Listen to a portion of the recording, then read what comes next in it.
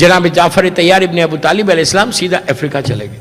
افریقہ جا کے آپ نے اسلام کو پروپوگیٹ کیا. آج جو پورا افریقہ میں اسلام ہے وہ جعفر طیار کی وجہ سے ہے اس زمان. اور ایک بات یہاں واضح ہوتی, جعفر طیار کتنے سال رہے وہاں پہ؟ 13 سال, 13 ایئرس یا 12 ایئرس رہے. 12 سال جب جعفر گئے تھے اس وقت رمضان کے روزے واجب نہیں تھے. رمضان کے روزے مکے میں واجب نہیں تھے. نماز بھی ایسی نہیں تھی مطلب اتنی نہیں. جنازے کی نماز نہیں تھی اس وقت. لیکن ابو ذر جب جعفر طیار جب افریقہ میں رہے 12 سال تک, اور مدینے میں جو احکامات آتے تھے اللہ کا رسول وہاں بھیجتا تھا, اور اسی لحاظ سے وہ وہاں تبلیغ کر کے وہاں کے مسلمانوں کو بتاتے تھے. جیسے رمضان کے روزے, نماز جنازہ. نماز جنازہ آپ حیرت مت کرو, مکے میں تھی نہیں نماز جنازہ. 13 برس اسلام رہا, نہیں تھی. اگر ہوتی تو ابو طالب کی بھی نماز ہوتی, خدیجہ کی بھی نماز ہوتی. یہ دونوں کی نماز جنازہ نہیں ہوئی. یہی تو لوگ کہتے ہیں کہ اگر ابو طالب مسلمان تھے تو ان کی جنازے کی نماز کیوں نہیں ہوئی؟ تو ہمارے علماء یہی کہتے ہیں کہ اس وقت تک واجب نہیں تھی, نماز جنازہ واجب نہیں تھی. لیکن یہ چیز تو آج مسلمانوں کو یاد ہے کہ نماز جنازہ ابو طالب کی نہیں ہوئی تھی, اس لیے کہ واجب نہیں ہوئی تھی. لیکن جب واجب ہو گئی تھی نماز, جب کیوں نہیں پڑھی؟ ارے یار, رسول کی میت کو چھوڑ کے بیٹھ گئے جب تو واجب تھی نماز. وہ نماز یاد نہیں ہے, یہ نماز یاد ہے. تو بہرحال تو جعفر طیار افریقہ میں سارے پیغامات کو لے کے نئے مسلمانوں کو, غور سے سنو, نئے مسلمانوں کو بتا رہے تھے کہ یہ ہے, یہ ہے, یہ ہے. اس کے بعد وہاں جو سارے نئے مسلمان تھے انہوں نے رسول کو نہیں دیکھا تھا, اللہ کے رسول کی زیارت نہیں کی, اللہ کے رسول سے آ کے کوئی نماز, روزہ, حج, واجب, وضو نہیں سیکھا. انہوں نے جو کچھ سیکھا جعفر طیار سے سیکھا. وہ سارے مسلمان, غور سے سنو, اس کے بعد وہاں جو مرے وہ بغیر نماز کے بھی دفن ہوئے, اور نماز آنے کے بعد نماز پڑھائی گئی. وہ سارے کے سارے جو اسلام لے رہے تھے وہ رسول سے نہیں لے رہے تھے, وہ لے رہے تھے جعفر طیار سے. ہمارے لیے یہ مسئلہ اس وقت سے حل ہو گیا.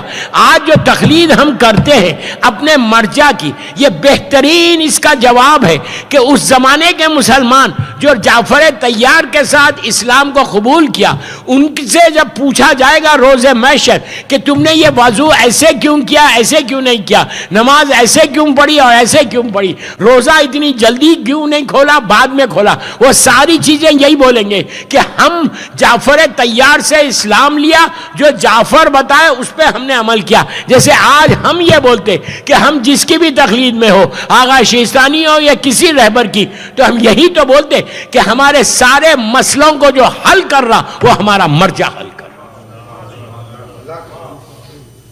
نعرہ تکبیر, اللہ اکبر, نعرہ رسالت, یا رسول اللہ, نعرہ حیدری, نعرہ صلوات, اللہم صلی علی محمد. ہمیشہ اپنے مرجع کی تقلید میں رہو,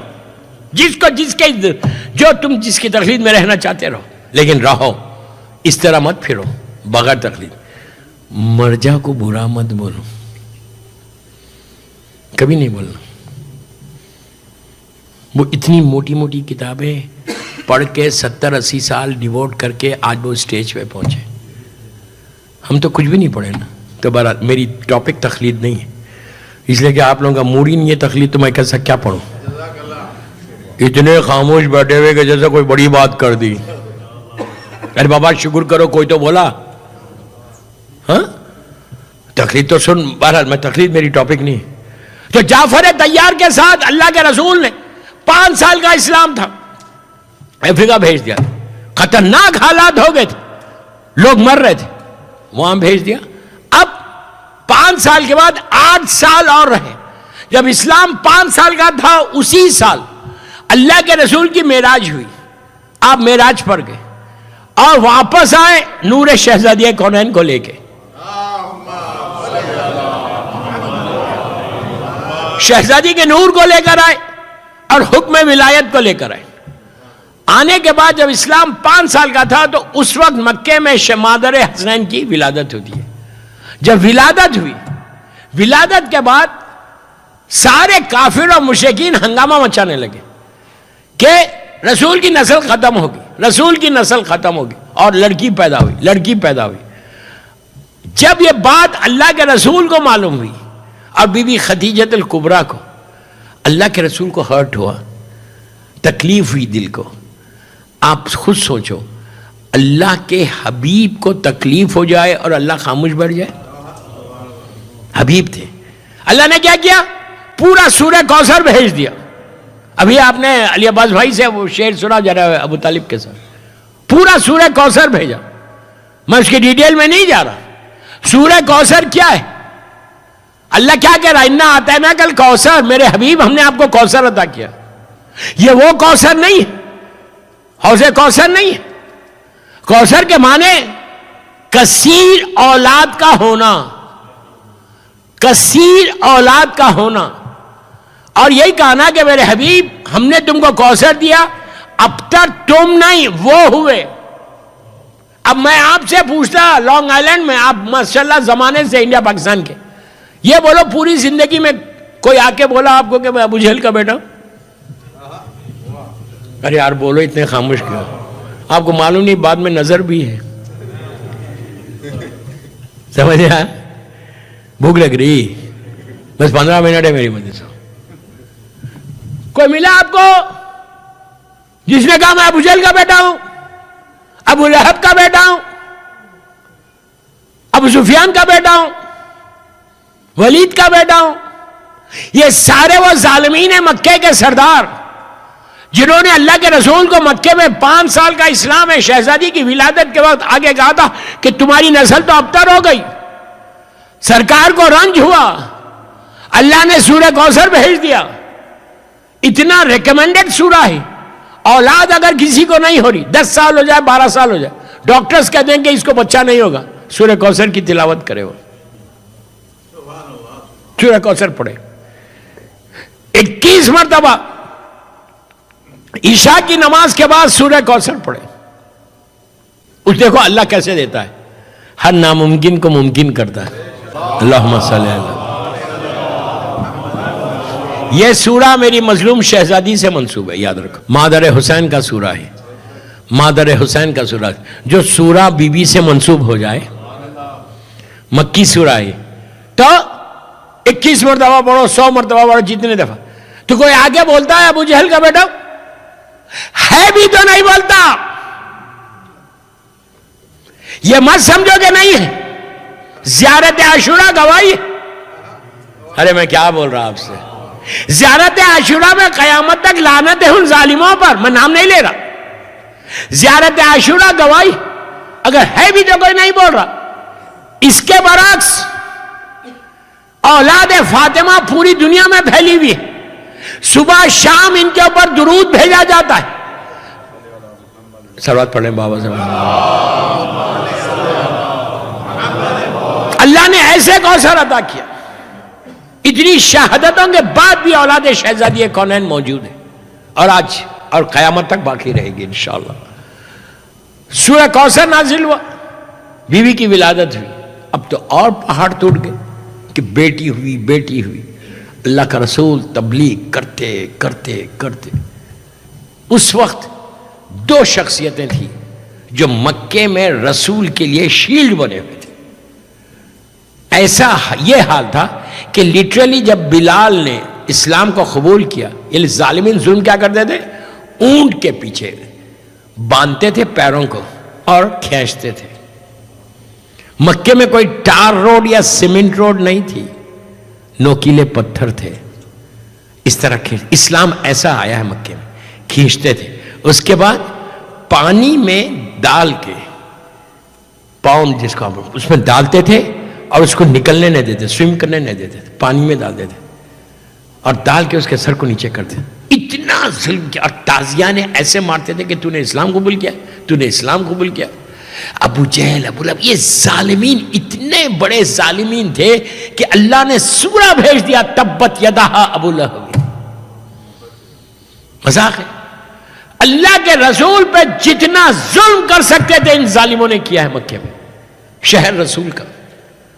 اور اب آپ ایک ظلم سن لیں، اس کے بعد میں مصاحب پہ آ رہا ہوں. اللہ کا رسول مسجد نبوی خانہ کعبہ میں بالکل یہی اسپاٹ کے اوپر آپ کھڑے ہوئے نماز پڑھ رہے ہیں، اور پورے میدان میں بیٹھے ہوئے تھا ابو سفیان، ابو جہل، ابو لہب، خالد، یہ لوگ سب.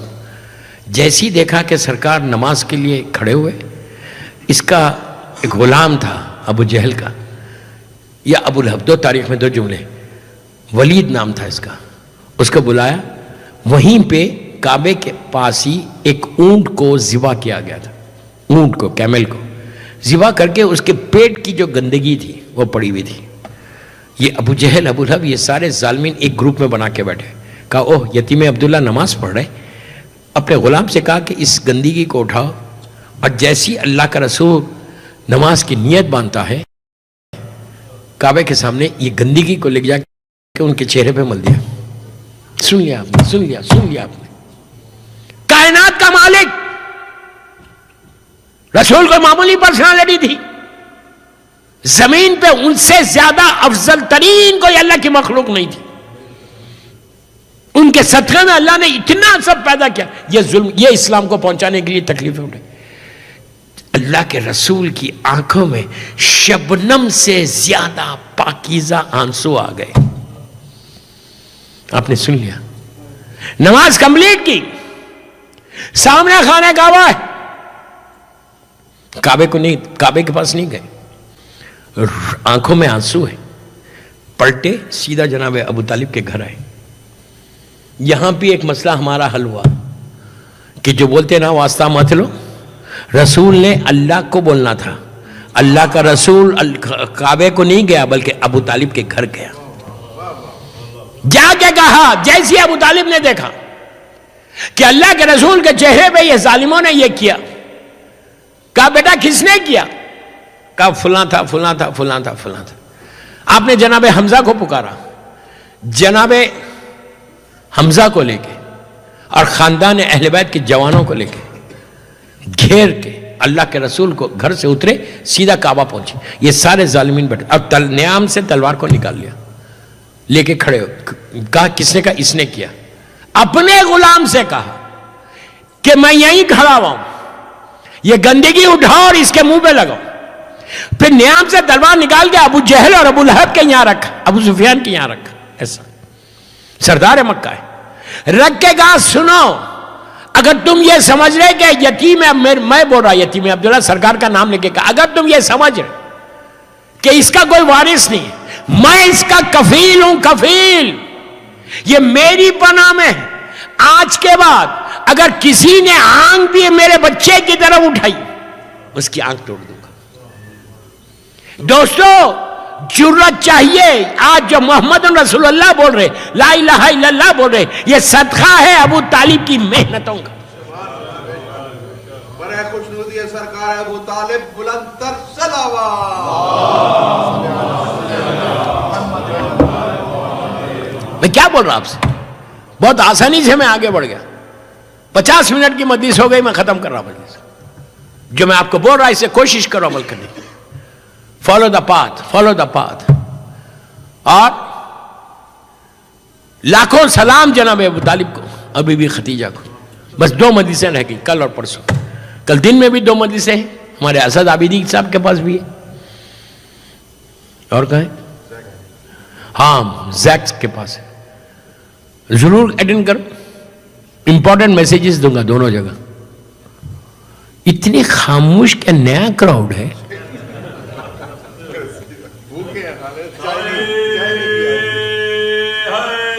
اچھا او آئی ایم سو سوری، پتا چل رہا بھوک لگ رہی. I am so sorry. بس میں اپنے 1 گھنٹے میں ختم کر رہا ہوں، میں زیادہ نہیں پڑھ رہا. مولا آباد رکھے، سلامت رکھے شاہ نجف والوں کو. اور اسی طرح عزاداری کرتے رہو. عزاداری ہماری پہچان ہے. عزاداری سے ہم پہچانے جاتے ہیں. ہماری آئیڈینٹیٹی عزاداری ہے. جہاں جائیں عزاداری کو کیری کرو، مولا حسین کے ذکر کو کیری کرو۔ حسین غریبوں کا غریب امام ہے، مظلوموں کا مظلوم امام ہے۔ دوستو کتنی جلدی یہ دن گزر گئے، نہیں کتنی جلدی گزر گئے۔ اربعین آ گیا، چہلم آ گیا، اب آپ جس سے مل رہے وہ یہ کہہ رہا کہ میں کربلا جا رہا اربعین کے لیے۔ جانے والے کتنے خوش نصیب ہیں کہ کربلا جا رہے ہیں۔ کوئی معمولی بات نہیں ہے کہ کربلا جانا کوئی آسان بات ہے، صرف قسمت چاہیے، بی بی کی نظر کرم چاہیے، حسین کا کرم چاہیے کہ حسین ہم کو سب کو بلائے انشاءاللہ۔ زمین کربلا جنت کے حصوں میں سے ایک حصہ ہے۔ اللہ ہماری زندگی کربلا کے لیے رہ جائے، ہم رہیں کربلا کے لیے، زندہ رہیں تو کربلا کے لیے۔ جب کربلا جانا تو یہ دیکھنا کہ اسی زمین کے اوپر کسی کے کانوں کا خون بھی پڑا ہوا ہوگا۔ سن لیا آپ نے، میں نے کہہ دیا، ایک معصوم بچی کے کانوں کا خون بھی ہوگا۔ ابھی ذاکر نے شہزادی سکینہ کے مصائب پڑھے۔ دوستو تکلف سے کبھی نہیں رونا، سب کو بول رہا۔ بی بی نے کچھ نہیں مانگا، یہی کہا بابا میرے بچے پہ روئے گا کون بابا؟ کتنی بے چین تھی بی بی کہ کوئی رونے والا نہیں ہوگا میرے حسینہ پہ۔ جب کربلا جانا تو کس کس کا خون نظر آئے گا؟ علی اکبر کے سینے سے برچھی لگنے کے بعد والا خون بھی ہو، علی اصغر کے سوکھے گلے کا نہیں ہوگا، عباس کے کٹے ہوئے شانوں کا خون ہوگا۔ جانا تو کربلا کی زمین کو چومنا ضرور، پیار ضرور کرنا، اور ہاتھ میں خاک کربلا لے کے دعا کرو کہ مولا ہماری یہ زیارت کو قبول کر لو، کربلا ہماری زندگی میں رہے۔ عزیزو جب شام غریبہ آئی، وہ عظیم رات، وہ اندھیری رات، وہ غریبوں کی رات، وہ یتیموں کی رات، ایک شخص نے کربلا کے واقعے کے کچھ عرصے کے بعد مدینہ آیا تھا، اور مدینہ آنے کے بعد اس نے چوتھے امام سے کئی سوالات کیے۔ سوالات میں ایک سوال یہ کیا کہ مولا یہ بتاؤ، جب شام غریبہ میں خیمے جلے تو حسین کے بچے باہر کیسے آئے؟ آپ نے سن لیا، میں نے کہہ دیا۔ یہ جملے پر چوتھا امام تڑپ تڑپ کے رونے لگا، کہا بھائی تو نے عجیب سوال کیا۔ اس نے سوال یہ کیا کہ مولا یہ بتاؤ کہ جب آخری خیمہ جلا تو حسین کے بچے باہر کیسے آئے؟ بس یہ سننا تھا۔ میرے مولا کے ہاتھ میں تسبیح تھی، کہا اگر یہ تسبیح ٹوٹ جائے تو دانے کیسے بکھر جائیں گے، ویسے ہی جب آخری خیمہ جلا حسین کے بچے بکھر گئے۔ جب پہلی مرتبہ سکینہ باہر آئی، ظالم شمن نے ایسا تماچا مارا کہ حسین کی یتیم زمین پہ گر گئی، پھر اٹھا کے دوسرے رخسار پہ مارتا ہے۔ اس وقت سکینہ کو یقین ہو گیا کہ میرا بابا شہید ہو، دونوں ہاتھوں سے رخسار کو دھام کے کہا بابا میں یتیم ہو گئی بابا۔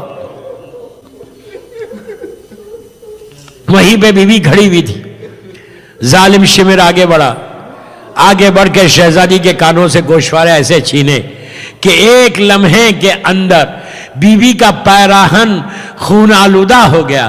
عزیزو سکینہ اس مظلوم بی بی کا نام ہے کہ جس کا پیراہن تار تار ہو گیا تھا، رخسار نیلے ہو گئے، پیراہن میں آگ ایسے لگی کہ حمید کہتا ہے کہ جب خیمے جل رہے تھے اور تو ہم نے دیکھا کہ ایک چھوٹی سی بچی ہے جس کے دامن میں آگ ہے، ہم چاہتے تھے آگے بڑھ کے اس آگ کو بجھاؤ، تو سکینہ نے پیچھے ہٹ کے کہا شیخ ارے ہم اہل بیت ہیں، ہمارے قریب نہیں آنا۔ اس نے کہا نہیں بی بی میں تو آپ کی آگ بجھانا چاہتا۔ اس وقت سکینہ نے کہا تو بڑا مہربان معلوم ہوتا ہے، یہ بتا کہ نجف کا راستہ کہاں ہے؟ اس نے پوچھا نجف جا کے کیا کرو گی؟ کہا جا کے دادا سے فریاد کروں گی کہ دادا کربلا میں آگ لگی ہوئی ہے۔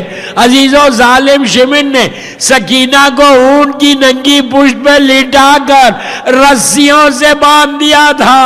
ارے جب اونٹ چلتا تھا بچی کے پیروں سے خون جاری ہوتا، تڑپ کے کہتی اماں اماں میری خبر لو۔ بی بی رباب چوتھے امام سے کہتی تو امام شمر سے کہتے ہیں شمر ارے یہ بچی یتیم ہے، اس یتیم کے ساتھ یہ سلوک نہ کر۔ وہ اتنے تازیانے مارتا تھا، اتنے تماچے مارتا تھا، بی بی تڑپ تڑپ کے فریاد کرتی تھی کہ بابا آگے میری خبر لے لو بابا۔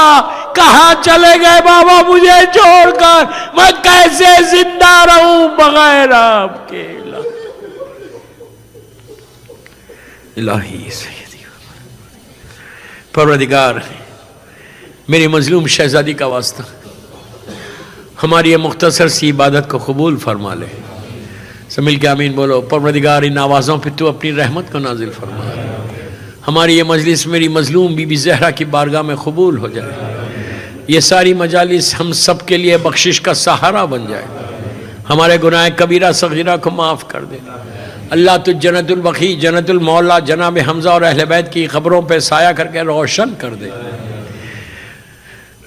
وارث عزا وارث کربلا فرزند مظلوم بی بی زہرا میرے امام کو سلامت رکھنا، میرے امام کی اس سلامتی کے صدقے میں پوری دنیا میں جہاں جہاں عزاداری ہو رہی، جہاں جہاں میرا مولا حسین کا چاہنے والا ہے، ان سب کو صحت کاملہ عطا فرمائے۔ بے حق بیمار کربلا، بیمار مدینہ، کئی بیمار ہیں، اور مجھ سے کہا گیا ہے امریکہ میں کئی بیمار ہیں، اور دنیا بھر میں جہاں جہاں لوگ بیمار ہیں، اللہ ان سب کو صحت کاملہ عطا فرمائے۔